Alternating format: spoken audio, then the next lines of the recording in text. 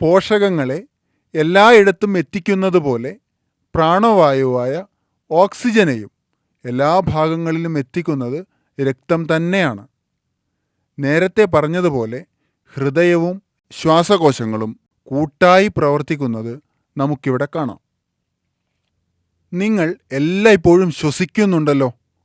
ശ്വസന രഹസ്യങ്ങൾ നമുക്കിനി നോക്കാം.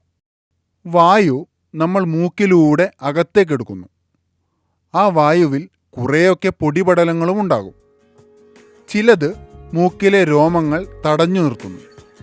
തീരെ ചെറിയ പൊടിപടലങ്ങൾ കുറെ കൂടി ഉള്ളിലെത്തുമ്പോൾ അവിടെയുള്ള പശ പോലെയുള്ള മ്യൂക്കസ് മെംബ്രെയിനുകളിലും നേർത്ത രോമങ്ങളിലും തടഞ്ഞ് അവിടെ നിൽക്കുന്നു.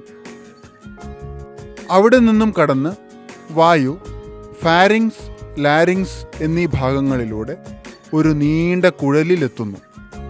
ഇതാണ് ശ്വാസനാളം അഥവാ ട്രക്കിയ. ഈ കുഴലിൻ്റെ ഭിത്തികളിലും നേർത്ത രോമങ്ങളുണ്ട്. ഊഹിക്കാൻ തന്നെ ബുദ്ധിമുട്ടാണല്ലേ? ഇവിടെയുള്ള പശ പോലെയുള്ള മ്യൂക്കസും രോമങ്ങളും വായുവിനെ വീണ്ടും മരിച്ചെടുക്കുന്നു. അപ്പോൾ എത്ര ശുദ്ധമായ വായുവാണ് അകത്ത് പ്രവേശിക്കുന്നത് എന്ന് ഒന്ന് നോക്കൂ. ശരീരത്തിൻ്റെ അത്ഭുതകരമായ കഴിവ് ഇവിടെ നാം കാണുന്നു. ശ്വാസനാളം പിന്നെ രണ്ടായി പിരിയുന്നു. അത് ഇരുവശങ്ങളിലുമുള്ള ശ്വാസകോശങ്ങളിലേക്ക് പ്രവേശിക്കുന്നു. ഓരോ ശ്വാസകോശത്തിലും ഇവ അനേകം ഉപശാഖകളായി പിരിയുന്നു. അങ്ങനെ പിരിഞ്ഞ ഏറ്റവും ചെറിയ ശാഖയുടെ അറ്റം ഒരു അറയിൽ ചെന്നാണ് അവസാനിക്കുന്നത്. ഈ അവസാന ഭാഗത്തെ വിളിക്കുന്ന പേരാണ് ആൽവിയോലൈ. മൂക്കിലൂടെ കടന്നു വന്ന വായു ഇവിടെ എത്തിക്കഴിയുമ്പോൾ എന്തു സംഭവിക്കുന്നു? അറ കുമിള പോലെ വീർക്കും. ശരി, എന്നിട്ടോ? ദേ, ഈ അറയുടെ മുകളിൽ പതിഞ്ഞിരിക്കുന്ന ചെറിയ ട്യൂബുകൾ കണ്ടില്ലേ?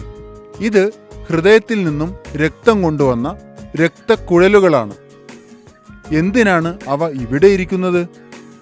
ഹൃദയത്തിൽ നിന്നും കൊണ്ടുവന്ന രക്തത്തിൽ കാർബൺ ഡൈ ഓക്സൈഡ് വളരെ കൂടുതലുണ്ട്.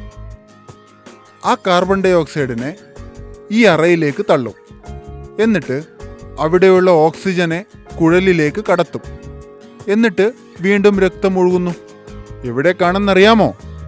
വീണ്ടും ഹൃദയത്തിലേക്കു തന്നെ. അങ്ങനെ അറയിലെത്തിയ കാർബൺ ഡൈ ഓക്സൈഡ് അവിടെ നിന്നും തിരിച്ച് മൂക്കിലൂടെ നേരെ പുറത്തേക്ക്. ഞാൻ പുറത്തായല്ലോ എന്ന വിഷമമൊന്നും കാർബൺ ഡൈ ഓക്സൈഡിനില്ല കേട്ടോ. കാർബൺ ഡൈ ഓക്സൈഡ് വളരെ ആവശ്യമുള്ള മറ്റൊരു കൂട്ടരുണ്ട്. ആരാണവർ? അതെ, സസ്യങ്ങൾ തന്നെ. മറ്റൊരു മഹത്തായ ദൗത്യവുമായി കാർബൺ ഡൈ ഓക്സൈഡ് അങ്ങോട്ട് പോകുന്നു.